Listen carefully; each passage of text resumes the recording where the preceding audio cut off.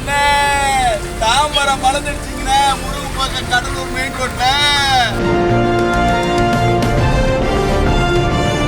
சூப்பரா மறுத்து போச்சு தாமரம் மரப்பாலம் கடலூர் மெயின் ரோட்ல. உடைகளை கிழிச்சபடி நடு ரோட்ல சமூக ஆர்வலரும் ஆம் ஆத்மி கட்சியை சேர்ந்தவருமான சுத்தம் சுந்தரராஜன் நூதன முறையில போராட்டம் பண்ணதை தொடர்ந்து அவரை யாரோ ஒரு மர்ம நபர் தாக்குன செய்தி பெரும் பரபரப்பை ஏற்படுத்தியிருக்கு. புதுச்சேரியை சேர்ந்தவர் தான் சுத்தம் சுந்தரராஜன். சமூக ஆர்வலரும் ஆம் ஆத்மி கட்சியை சேர்ந்தவருமான சுத்தம் சுந்தரராஜன் மக்கள் பிரச்சனைகளை கவனம் செலுத்தி அப்பப்போ சில நூதனமான முறையில போராட்டங்களை நடத்தி அரசு மற்றும் பொதுமக்களுடைய கவனத்தை ஈர்த்துட்டு வராரு.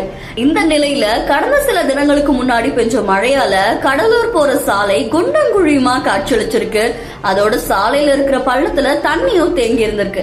இதனால அந்த சைடு போற வாகன ஓட்டிகள் ரொம்பவே சிரமப்பட்டதாகவும் பொதுமக்களுக்கும் விபத்து ஏற்படுது அப்படின்னு சொல்லப்பட்டிருக்கு.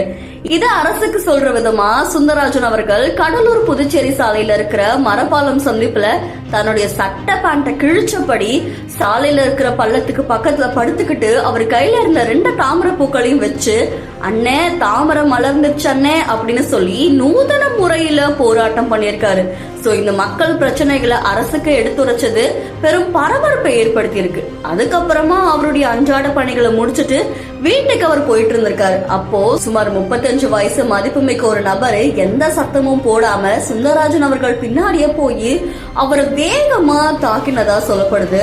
இதனால சுந்தரராஜனுக்கு காயம் ஏற்பட்டதாகவும் சொல்லப்படுது. இதை தொடர்ந்து அவர் உருளையன்பேட்டை காவல் நிலையத்துல புகார் கொடுத்திருக்காங்க. காவல்துறையும் இந்த புகாரை எடுத்துக்கிட்டு வழக்கு பதிவு செஞ்சு குற்றவாளியை தேடுற பணியில ஈடுபட்டு வராங்க. கூடவே சுந்தரராஜன் அவர்களும் மருத்துவமனையில அனுமதிக்கப்பட்டு சிகிச்சை பெற்று வரதா சொல்லப்படுது. சமூக ஆர்வலரும் ஆம் ஆத்மி கட்சியை சேர்ந்தவருமான சுந்தரராஜன் மேல ஒரு மர்ம நபர் செய்த இந்த தாக்குதல் பெரும் பரபரப்பை ஏற்படுத்தி இருக்கு.